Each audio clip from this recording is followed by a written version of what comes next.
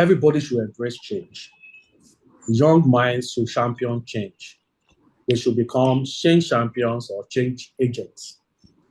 However, embracing change does not mean eradicating tradition or eradicating core values. Okay? At the core of an organization, there are some values. There are some landmarks, ancient landmarks, if you like. There are some core values that should never be jettisoned. Hello, and welcome to another episode of PeopleHum interview series. I am Anokhi from the PeopleHum team. We are an award-winning AI-powered human capital management platform recognized globally for crafting exceptional employee experiences and driving the future of work. We're proud to run a thriving blog and video channel that attracts over 400,000 visitors annually. Through our platform, we share insightful conversations with thought leaders across the globe. Today, I'm delighted to introduce our guest, Dr. Peter Akindeju. Dr. Peter is a seasoned outsourcing expert and an HR consultant with over 2 decades of experience. He is the Group Managing Director and CEO of ICS Outsourcing Limited. He holds an MBA from Business School Netherlands and a PhD in Business Administration from Provost University, USA.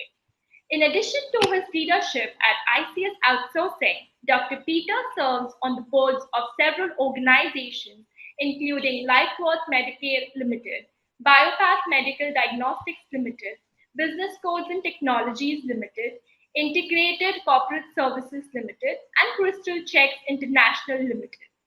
Dr. Peter is an IACP certified outsourcing professional, having completed the COP Masterclass in Canada. He is also a certified management consultant and a certified director by the Financial Reporting Council of Nigeria.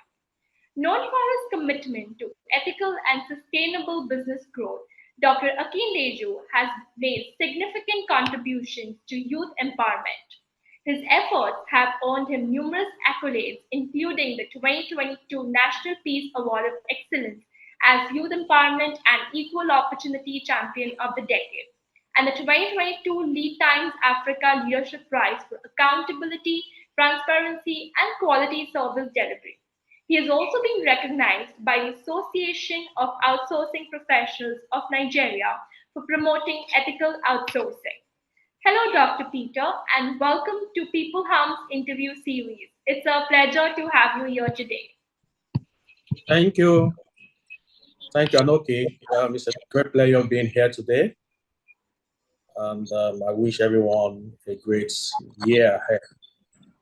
A very happy new year to you too as well.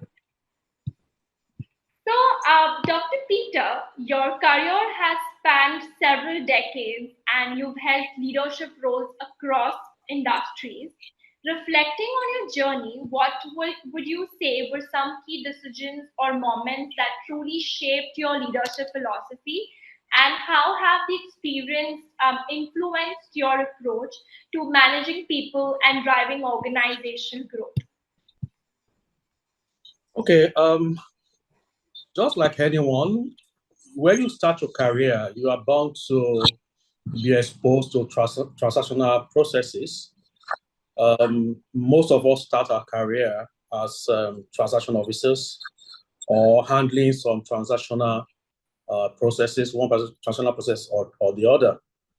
For some of us, it's back end, for some other people, and even if it's a bit of front end, they are still repetitive and transactional. But at some point in your career, you are bound to begin to desire for more.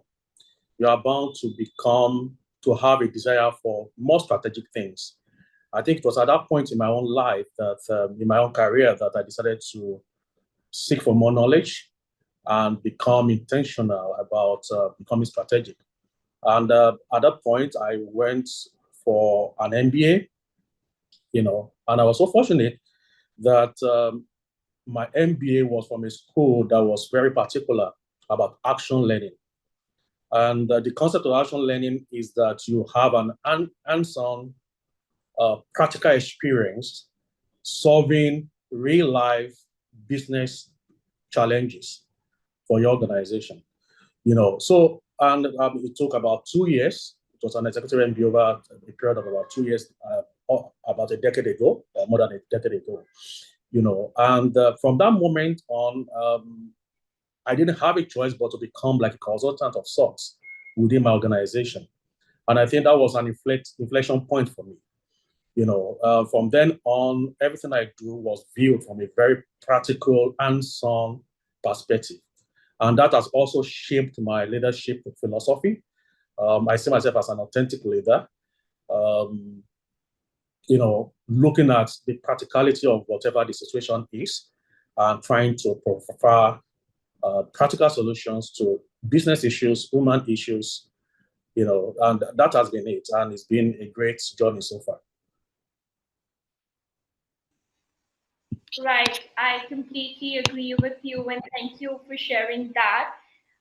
It's also very fascinating to see the seemingly small decisions of the moment can have such a profound impact on leadership and team dynamics, right? And it's clear how that experience has influenced both your leadership style and your approach to fostering organizational growth.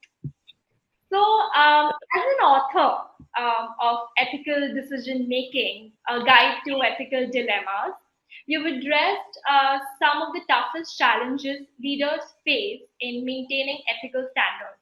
And in today's fast paced, result driven world, how can leaders maintain these standards while also meeting business pressures? Could you share an example from your own experience where ethical decision making played a key role in the success or failure of the organization? Okay, so in today's globalized business environment, it is given that the pursuit of results, the pursuit of profits, of goals would always conflict with ethical standards at times. But leaders have the onerous responsibility to make sure that they maintain a balance between the pursuit of profits and doing things right. So talking about how leaders can actually maintain a balance, I think the first thing that any leader should want to do is to make sure that he or she promotes a culture of transparency and accountability, within the organization. If you're able to achieve this, it will not only hold you as a leader accountable, it will also help hold everyone under your direction, under your leadership, accountable. So the first thing any leader should seek to do, any leader that wants to be ethical, the first thing you should seek to do is to make sure that you have a culture that promotes transparency. You have a culture that promotes accountability. So you do not only hold the people accountable, you also hold yourself accountable. And then, of course, you should allow ethical considerations underpin everything you do in your decision making, in your processes, in the kind of goals you set for yourself. Let ethical considerations be part and parcel of what you do. Ultimately, decisions are made, leaders make decisions on the spur of the moment, right? But what determines where you tilt as a leader is usually who you are at the core. And who you are at the core, is informed by your past experiences, the amount of knowledge you have garnered over the time. There are several models, there are several theories, especially like you said in my book, Ethical Decision Making. There are several models that I've propounded that you can actually look at, and it's available on Amazon, by the way, that you can actually take and assimilate. And there are decision-making models that can help leaders whenever they want to make a decision. But generally speaking, by basic principles, there are two things I like to push forward. There's the principle of beneficence, right? Which means essentially the imperative of kindness. What we want to do, this decision we're about to make, is it kind to anyone? Is it unkind? Does it benefit anybody? And then the other side of that is non-maleficence. That is the commitment to doing no harm. Doing no harm to the society, doing no harm to any other human being, doing no harm to the environment. These are cardinal principles that one can imbibe and they will go a long way. But beyond that, there are other models, other frameworks and theories that have been propounded in my book, and I encourage anyone to look at those. Now, when you talk about examples, I mean, there are documented examples of situations where ethical decision making actually turned out to be the trump card. I mean, the trump that saved the day. I mean, in the past, you have the likes of Johnson and Johnson when they discovered that there was a contamination or a poisonous element. I think it was cyanide or something in Tylenol many years ago. And the moment it was discovered, they made a decision to record the entire batch, which was going to cost them several millions of dollars. But they stood by this record, and that saved the day for them because it engendered trust, consumer trust in their products, in their leadership capabilities, and things like that.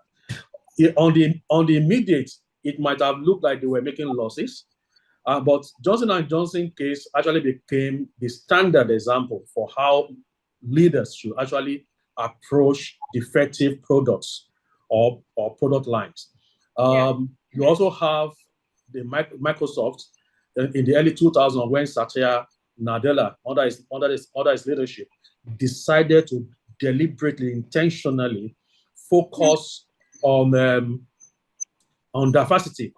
You know, and there are documented reports of how that actually helped in their decision making, in gaining various perspectives.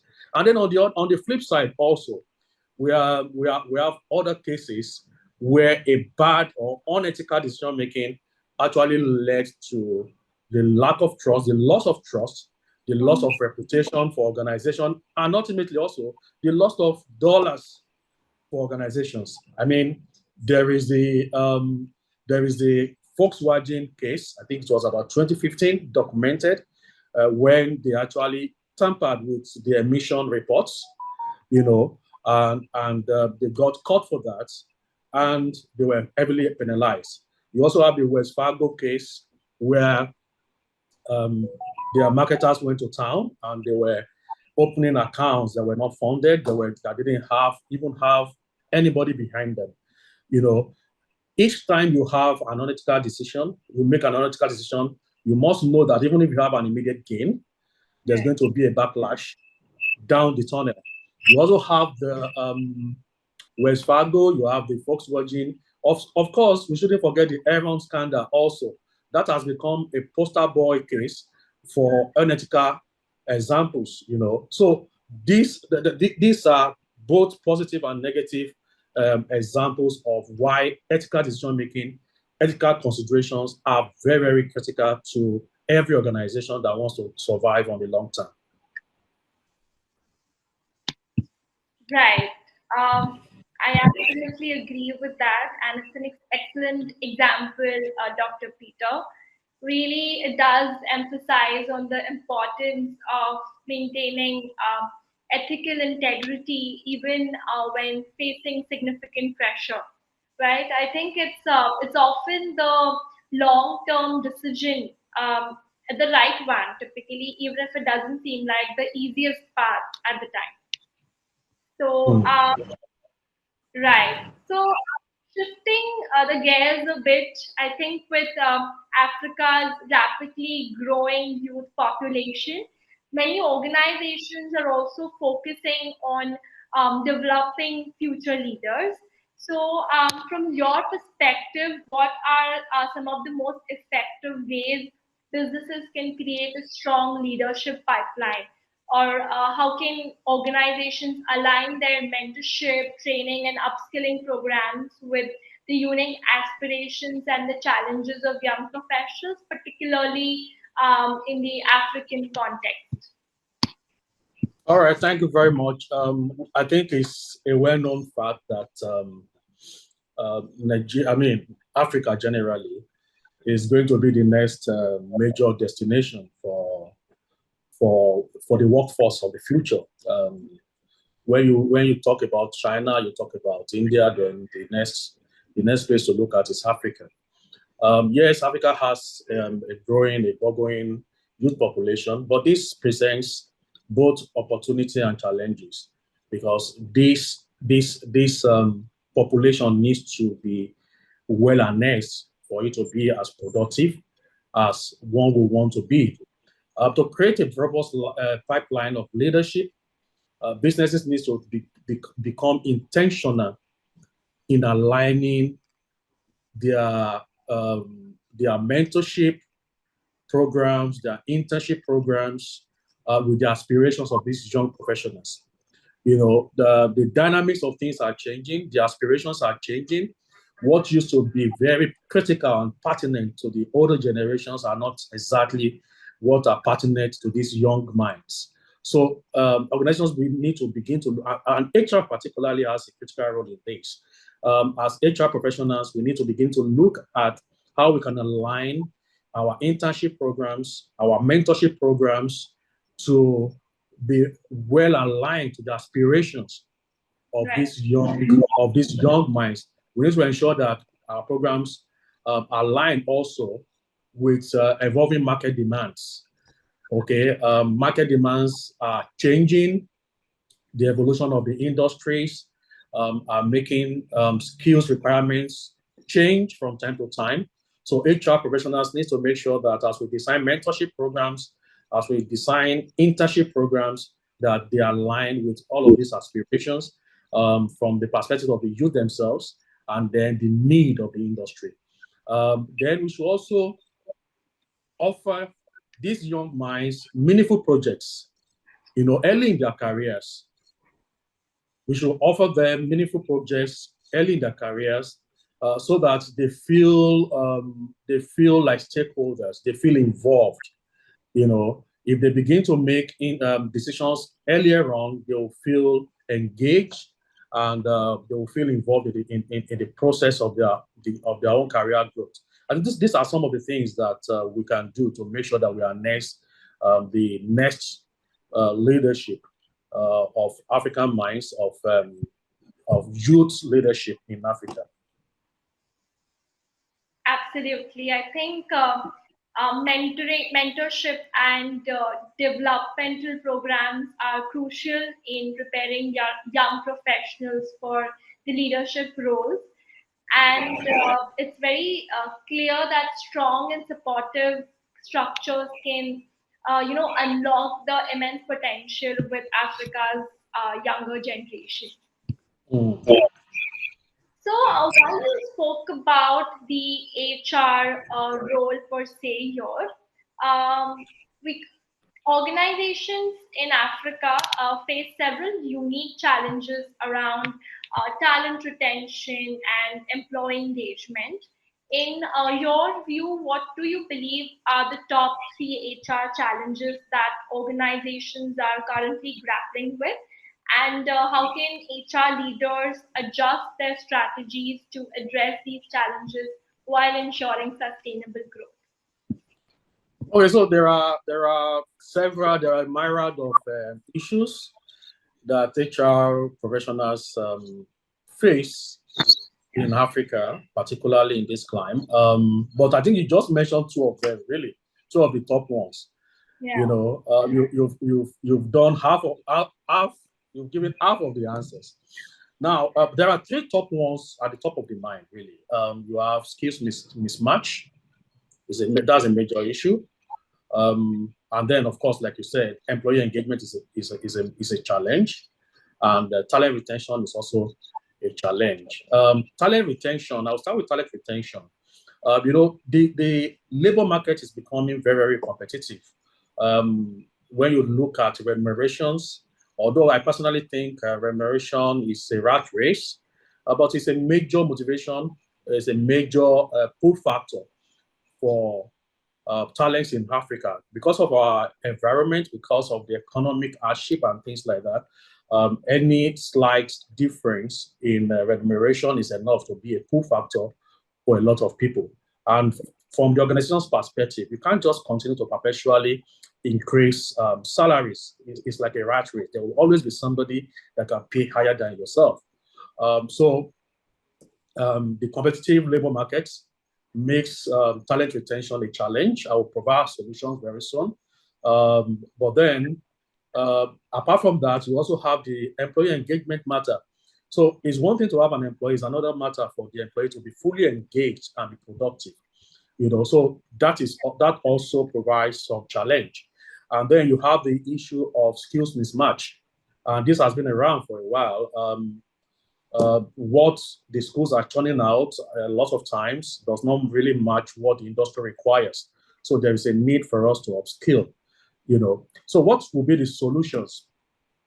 My advice to HR professionals will be that they focus on career growth for talent retention. Okay, like I said, monetary financial rewards are not the only thing that you can do. You should craft your total emoluments, your total compensation in a way that the employee can see clearly that he or she has opportunity for career growth in your environment. You make sure that your work environment also provides work-life balance or work-life integration, whatever you want to call it. And then you have a positive culture. People want to come to the office or to work for you and have peace of mind. Mental health is a major issue in this age and time. People want to have a peace of mind. They want to have a good mental health. So you need to look into this. It's not just about the money. Yes, money is important, but then have an holistic look at a view of your total compensation package and ensuring that, above all things, the talents, the employees can clearly see a growth path. Where they can see that they will grow as individuals, they are more likely to stay with you. And then for employee engagement, I think like talent retention. For talent retention, also there is the issue of employer brand. You need to be seen as an employer of choice, and you need to be deliberate about this. Otherwise, you won't even be able to attract a good talent at all. And that goes beyond just money. I've seen examples in my career where organizations are offering to pay a very high amount, but because of a toxic environment, people prefer not to go to those organizations. So it's not just about money.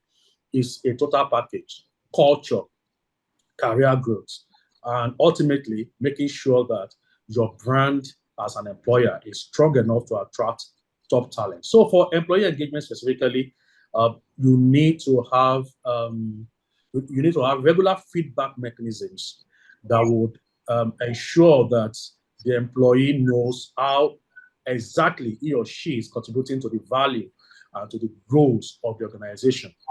A feedback mechanism. Then, of course, there should be recognition programs that will foster a sense of belonging and achievement. Every individual wants to be seen. There is this self-actualization need in every human being.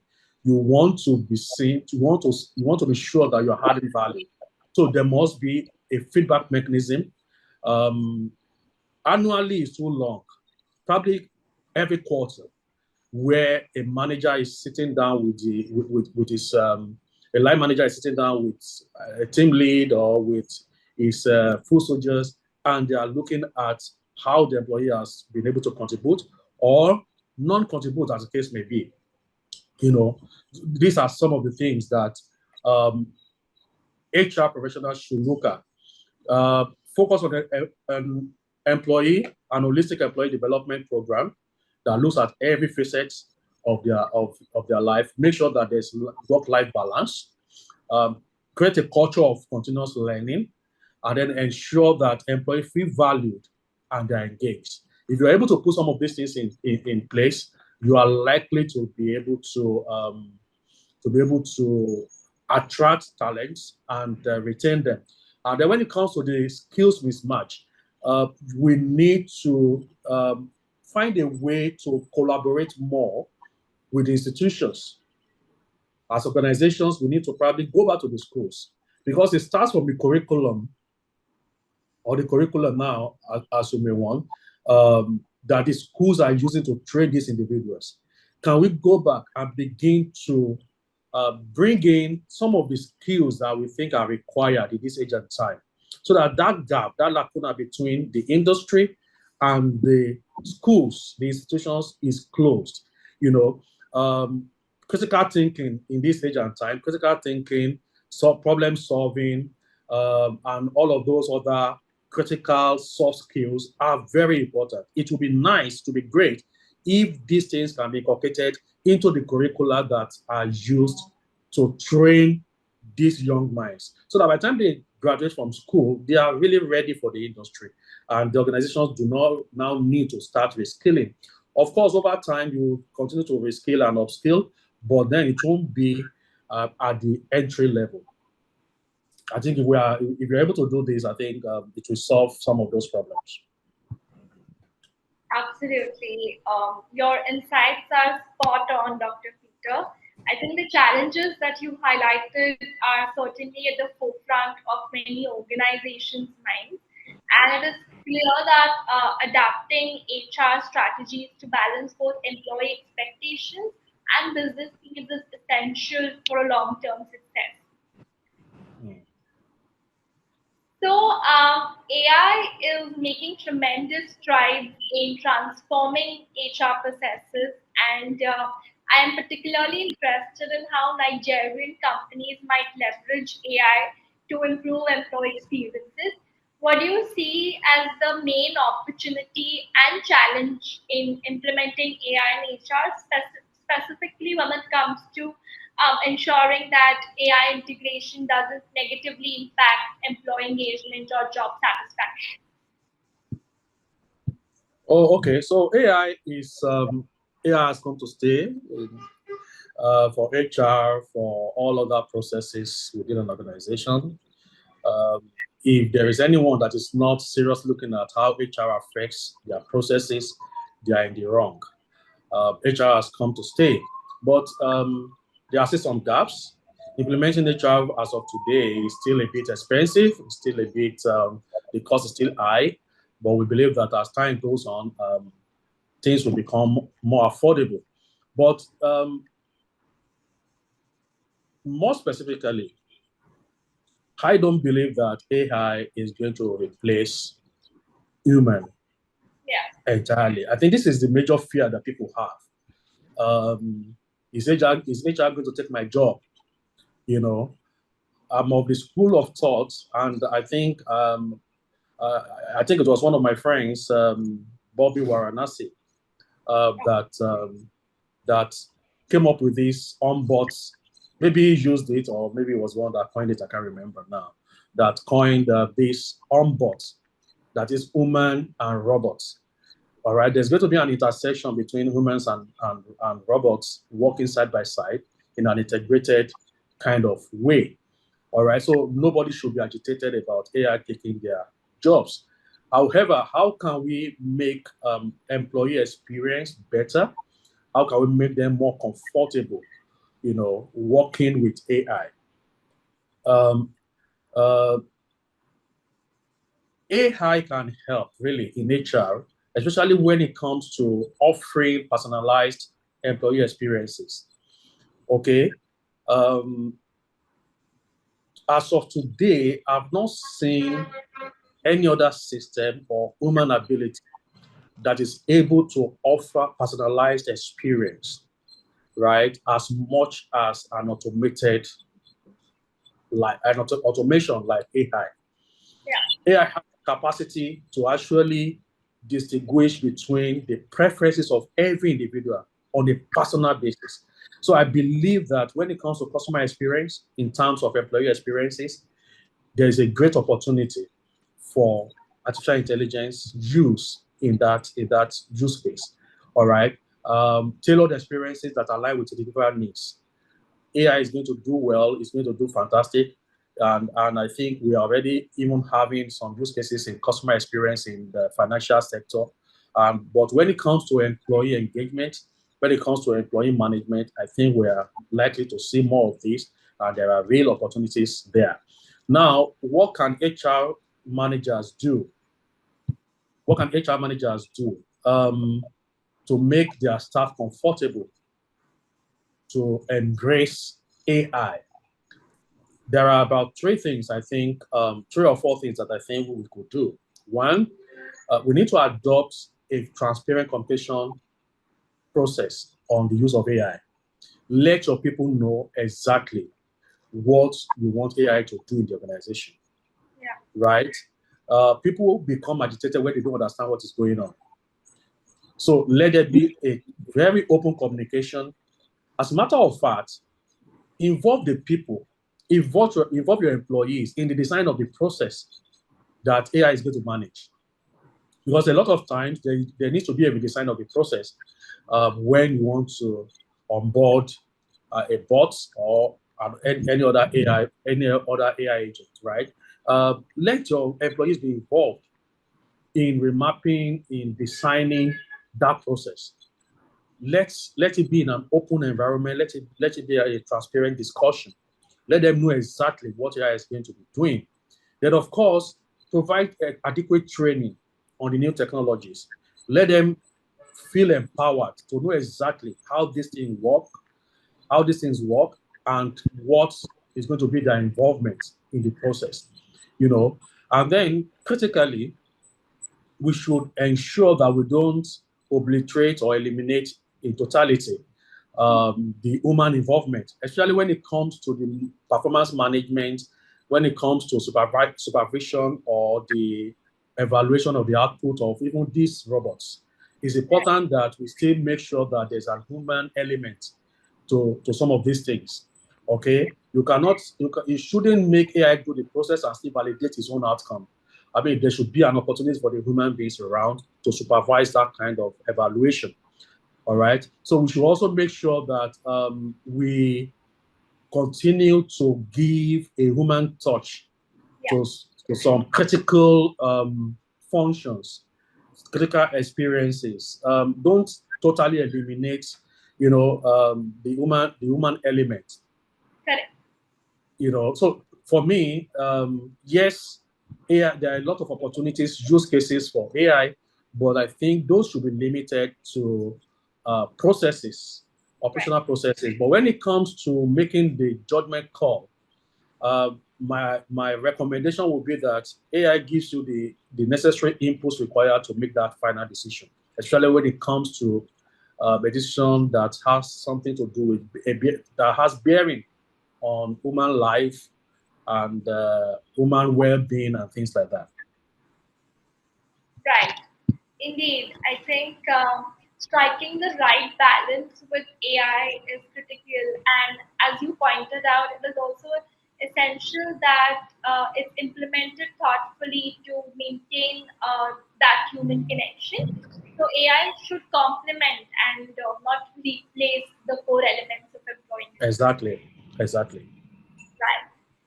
And finally, Dr. Peter, given your vast experience in leadership and business strategy, what advice would you give to our audience who are striving to balance innovation with tradition? And how can they drive meaningful change within their organization while staying true to their core values and fostering a culture of integrity? Okay, so what I would like to say to that, upfront, I would like to say that everybody should embrace change. Young minds should champion change. They should become change champions or change agents.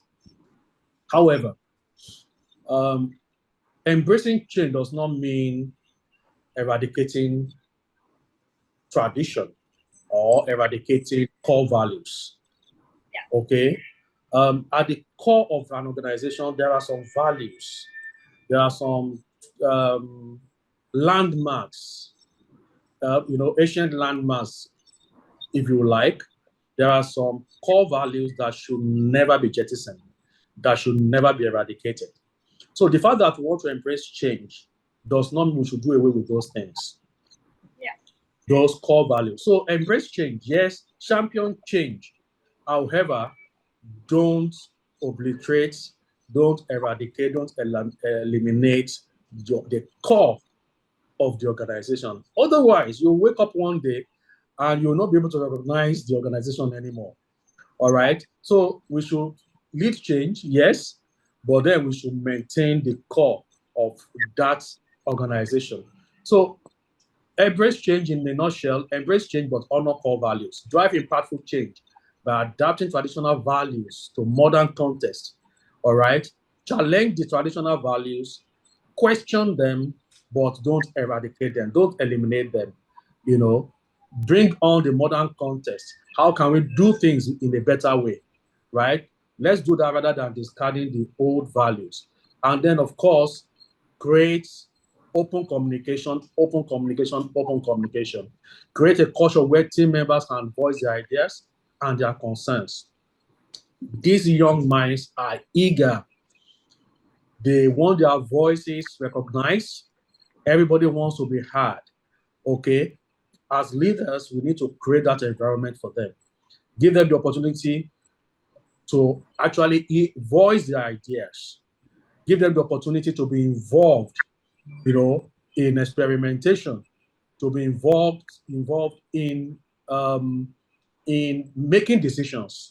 Right. Right. Also, let there be some kind of mentorship kind of. So when you form teams, and this is something I do deliberately from time to time, I do cross-functional, cross-generational teams. That way, you are gaining new ideas, and then you are also having somebody say, "Hey, this is the way we used to do this, and we shouldn't depart too far from it." So make sure that when you form your teams for projects, these teams are both cross-functional and cross-generational. And then so that those leaders, those older hands can serve as mentors, in such cases. And then, of course, let there be a trust, a trust kind of environment where the younger minds can actually trust that the leaders, that the older generation have their best interests at heart. Listen to them, align change with the organizational core values and mission, and then listen to these people, to the young minds, and then gain their trust. Work in an environment of trust, of openness. There is nothing. I mean, every organization deserves innovators. Every organization deserves inputs from the new generation. But then, as leaders, we need to learn to be able to blend both the old and the new generations together in a work environment. And I think to do this successfully, would make changes and without jettisoning or eradicating the traditions that have brought us to where we are.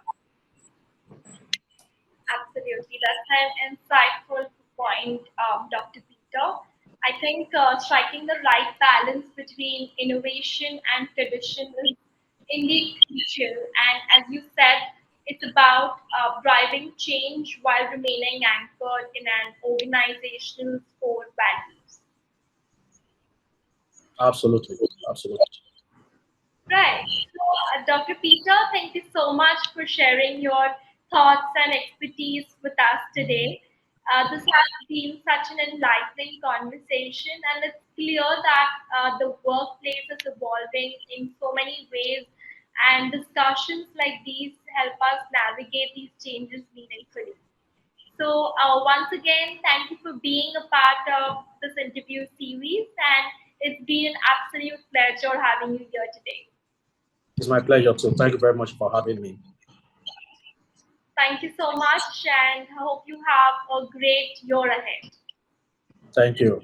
I wish you the best for the new financial year. Take care. Bye. Bye.